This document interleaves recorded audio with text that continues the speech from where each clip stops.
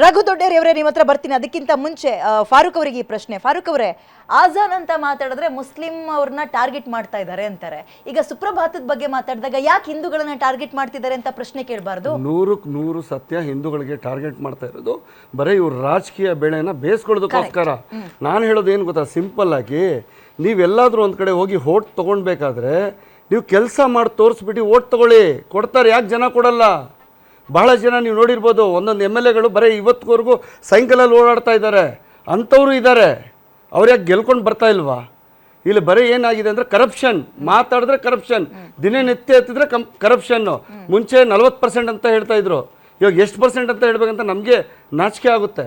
ನಾನು ಇದೇ ಪಕ್ಷದಲ್ಲಿ ಇದ್ದು ನಾನು ಹೊರಗೆ ಬಂದವನು, ನನಗೂ ಗೊತ್ತು. ನಾನು ನಿಜವಾಗ್ಲೂ ಹೇಳ್ತಾ ಇದ್ದೀನಲ್ಲ, ನನಗೆ ಬೇಜಾರಾಗುತ್ತೆ ಇಂಥ ಪರಿಸ್ಥಿತಿಗಳು ನಡೆದಾಗ. ಆಯಿತು, ಸರ್ಕಾರ ನಡೆಸಬೇಕು, ಕಷ್ಟ ಇದೆ ಗೊತ್ತು, ಕೇಂದ್ರ ಸರ್ಕಾರ ಇದೆ, ರಾಜ್ಯ ಸರ್ಕಾರ ಇದೆ. ಆದರೆ ನಾನು ಹೇಳೋದೇನು ಗೊತ್ತಾ, ಧರ್ಮದಲ್ಲಿ ತಂದಿಟ್ಟು ರಾಜಕೀಯ ಮಾಡಬೇಡಿ ದಯವಿಟ್ಟು. ತಮ್ಮ ನೋಡಿ, ನಾನು ಹೇಳೋದು ಅವ್ರ ಧರ್ಮಕ್ಕೆ ಸೀಮಿತ ಇದ್ದಂಗೆ ಅವ್ರಿಗೆ ಏನೇನು ಬೇಕೋ ಅವ್ರು ಮಾಡ್ಕೊಳ್ತಾರೆ. ಅವ್ರಿಗೆ ಇಷ್ಟ ಇದೆ ಸುಬ್ರಭತ ಹಾಕ್ತಾರೆ, ಗಾಯತ್ರಿ ಮಂತ್ರ ಹಾಕ್ತಾರೆ, ಏನೋ ಒಂದು. ಅವ್ರು ನೋಡಿ, ನಮ್ಮ ಮನುಷ್ಯ, ನಾನು ನಮಾಜ್ಗೆ ಹೋಗ್ತೀನಿ ಅಂದರೆ ನನ್ನ ಮನ್ಸು ಶಾಂತಿಗೋಸ್ಕರ ಹೋಗ್ತೀನಿ. ನಾನು ಯಾರಿಗೂ ಇಲ್ಲಿರೋ ಜನರನ್ನ ತೋರ್ಸಕ್ಕೆ ಹೋಗಲ್ಲ. ಇವರು ದೇವಸ್ಥಾನಕ್ಕೆ ಹೋಗ್ತಾರೆ, ದೇವಸ್ಥಾನಕ್ಕೆ ಹೋಗಿ ಪೂಜೆ ಮಾಡ್ತಾರೆ. ಏನಕ್ಕೆ ಮಾಡ್ತಾರೆ? ಅವ್ರ ಮನ್ಸಿಗೆ ಶಾಂತಿ ಸಿಗಬೇಕು. ನನಗೆ ದೇವರು ನನಗೆ ಸಹಾಯ ಮಾಡ್ತಾನಂತ ಹೇಳ್ಬಿಟ್ಟು ಇಲ್ಲಿ ಜಾತಿ ಧರ್ಮ ದೇವರು ಪ್ರತಿಯೊಬ್ಬರನ್ನ ಬಿಡ್ತಾ ಇಲ್ಲ, ತಗೊಂಡ್ಬಂದು ಬೀದಿಗಿಳಿಸ್ತಾ ಇದ್ದಾರೆ ಇವರು. ಅಂದ್ರೆ 100% ಸತ್ಯ ಅವ್ರು ಹೇಳ್ತಾ ಇರೋದು. ರಾಜಕೀಯದವ್ರು ಬಂದು ತಮ್ಮ ಬೇಳೆ ಬೇಯಿಸ್ಕೊಳ್ತಾ ಇದ್ದಾರೆ ಅಂತ. ಅಂಡ್ UDF ಇಲ್ಲೂ ಕೂಡ ಯಾವುದೋ ಒಂದೇ ಸಮುದಾಯದವ್ರು ಬಂದು ಕಿರ್ಚಾಡಿರೋದಲ್ಲ, ಒಂದು ಪೊಲಿಟಿಕಲ್ ಪಾರ್ಟಿ ಕಿರ್ಚಾಡಿ ಹೋಗಿರೋದು. ಹಿಂಗೆ ಆಯ್ತು, ನಿಮ್ಮ ಪ್ರಕಾರನೇ ಇಟ್ಕೊಳ್ಳೋಣ. ಕೇರಳದಲ್ಲಿ ಈಗ ಅಧಿಕಾರದಲ್ಲಿ ಇರೋರು ಯಾರು? ಲೆಫ್ಟ್ ಡೆಮೊಕ್ರೆಟಿಕ್ ಫ್ರಂಟ್ ಅವರು ಯಾರು? ಫಾರ್ವರ್ಡ್ ಬ್ಲಾಕ್ ಮತ್ತು ಕಮ್ಯುನಿಸ್ಟ್ ಪಾರ್ಟಿಗಳು. UDF ಅಲ್ಲಿ ಯಾರಿದ್ದಾರೆ? ಕಾಂಗ್ರೆಸ್ ಪಕ್ಷ ಮತ್ತು LDFಗೆ ವಿರುದ್ಧವಾಗಿರೋರು. UDFನವ್ರು ಇದು ಮಾಡಿದಾರಲ್ಲ, ಈಗ ಇದು ಜಗಜ್ಜಾಹೀರಾಗಿದೆಯಲ್ಲ. ಈಗ AICC ಅಧ್ಯಕ್ಷರು ಯಾರು? ಅವ್ರು ಏನು ಕ್ರಮ ತಗೊಂಡ್ರು? ಯಾಕೆ ತಗೊಳ್ತಾ ಇಲ್ಲ? ಈಗ 2014ರಲ್ಲಿ ಕಾಂಗ್ರೆಸ್ ಪಕ್ಷ UPA 1 UPA 2ನ ಸಕ್ಸಸ್ಫುಲ್ಲಾಗಿ ನಡೆಸಿ ಸೋತ್ಬಿಟ್ರು ಎಲೆಕ್ಷನ್ನ. ಆಗ AK ಆಂಟನಿ ರಿಪೋರ್ಟ್ ಅಂತ ಹೇಳಿ ಹಿಂದಿನ ಡಿಫೆನ್ಸ್ ಮಿನಿಸ್ಟ್ರು ಒಂದು ಕೊಟ್ಟಿದ್ದರು. ಹಿಂದೂಗಳನ್ನು ನಾವು ಹೀನಾಯವಾಗಿ ಗೋಳಿಕೊಂಡು ಅವ್ರ ಬಾಯಿಗೆ JCPಯಲ್ಲಿ ತೊಗೊಂಬಂದು ಮಣ್ಣು ಹಾಕಿದೋ, ಅದಕ್ಕೆ ಹಿಂದೂಗಳು ಯಾರೂ ನಮ್ಮ ಪಕ್ಷನ ಕೈ ಹಿಡಿದಿಲ್ಲ ಅಂಥೇಳಿ. ಅದರ ಹೆಸರೇ AK ಆಂಟನಿ ರಿಪೋರ್ಟ್ ಅಂತ.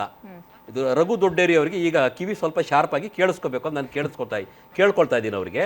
AK ಆಂಟನಿ ರಿಪೋರ್ಟ್ ಕೊಟ್ಟ ಮೇಲೂ ಸಹ ನೀವು ಬರ್ತೀರಿ, ತಮಿಳುನಾಡಿನಲ್ಲಿ ಸನಾತನ ಧರ್ಮವನ್ನು ಹಾಳು ಮಾಡಬೇಕು, ಅದು ಪ್ಲೇಗು ಮಲೇರಿಯಾ ಅಂದರೆ ಅವ್ರ ಜೊತೆ ನೀವು ಚುನಾವಣೆ ಹೊಂದಾಣಿಕೆ ಇಟ್ಕೊಳ್ತೀರಿ.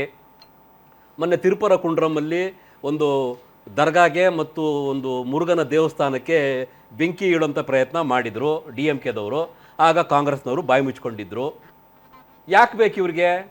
ಒಂದು ಕಡೆ ಅವರು ರಾಹುಲ್ ಗಾಂಧಿ ಅವರು ಹೇಳ್ತಾರೆ, ಹಿಂದೂ ಅಂದ್ರೇನೆ ಅದು ಕೆಟ್ಟ ಪದ. ಸಹಜವಾಗಿ ಕಾಡೋ ಪ್ರಶ್ನೆ ರಘು ಅವರೇ. ಅವಾಗ ಆಯ್ತಿರಿ, ಇದೇ ರಾಹುಲ್ ಗಾಂಧಿ ಅವರು ಎಲೆಕ್ಷನ್ ಟೈಮ್ ಅಲ್ಲಿ ದೇವಸ್ಥಾನಗಳಿಗೆ ಬಂದು ಟ್ರಾಫಿಕ್ ಸಿಗ್ನಲ್ ರೆಡ್ ಕಲರ್ ಬರ್ತಾನೆ. ಯಾಕೆ ಬರ್ತಾನೆ? ಹುಚ್ಚಿಡ್ತಿದ್ಯಾ ರಾಹುಲ್ ಗಾಂಧಿಗೆ? 95% ನಾಯಕರು, ಹಿಂದೂ ನಾಯಕರುಗಳು ಬೆಳಗ್ಗೆ ಎದ್ದು ಪೂಜೆ ಮಾಡ್ತಾರೆ. DK ಶಿವಕುಮಾರ್ ಅವರು ಬೆಳಗ್ಗೆ ಎದ್ದು ಪೂಜೆ ಮಾಡ್ತಾರೆ, ಬೆಳಗ್ಗೆ ಎದ್ದು ಹವನ ಮಾಡ್ತಾರೆ. DK ಶಿವಕುಮಾರ್ ಕೇಳಿಸ್ಕೊಳ್ಳಿ ರಘು ಅವರೇ, ಕೇರಳ ಪಕ್ಕಕ್ಕಿಡೋಣ. ಇವತ್ತು ಈ ಟಾಪಿಕ್ ಇದನ್ನೇ ಮಾತಾಡ್ತಾ ಇದ್ರು, ಉತ್ತರ ಕೊಡಕ್ಕಾಗ್ತಾರ? ಓಕೆ ಫೈನ್, ನಿಮ್ಗೆ ಅನುಕೂಲ ಮಾಡ್ಕೊಳ್ಳುವ ಟಾಪಿಕ್ ನಾನು ಎತ್ತಿದ್ದೀನಿ, ಕೇಳಿಸ್ಕೊಳ್ಳಿ. ಕಾಂಗ್ರೆಸ್ ಹಿಂದೂ ವಿರೋಧಿಗಳು ಅಂತ ಹೇಳಿ, ಹಾಗಾದ್ರೆ ಮಾಧ್ಯಮಗಳು ಹಿಂದೂ ವಿರೋಧಿಗಳು ಅಂತ ಹೇಳೋಣ ನಾವಾಗಾದ್ರೆ? ಯಾವ್ದಕ್ ಮಾಧ್ಯಮಗಳು ಹಿಂದೂ ವಿರೋಧಿಗಳು ಅಂತೀರಾ? ಯಾವ್ದಕ್ಕಂತೀರಾ ಹೇಳಿ, ಉದಾಹರಣೆಗಳು ಕೊಡಿ. ಅಲ್ಲ ನೀವು ಉತ್ತರ ನೀವ್ ಹೇಳಿ. ಯಾವಾಗ್ಲೂ ಒಬ್ಬರನ್ನ ಹಣೆಪಟ್ಟ ಕಟ್ಟುವಂತ ಕೆಲಸವನ್ನ ದಯವಿಟ್ಟು ಮಾಡಬಾರ್ದು. ಈ ರೀತಿಯಾದಂತ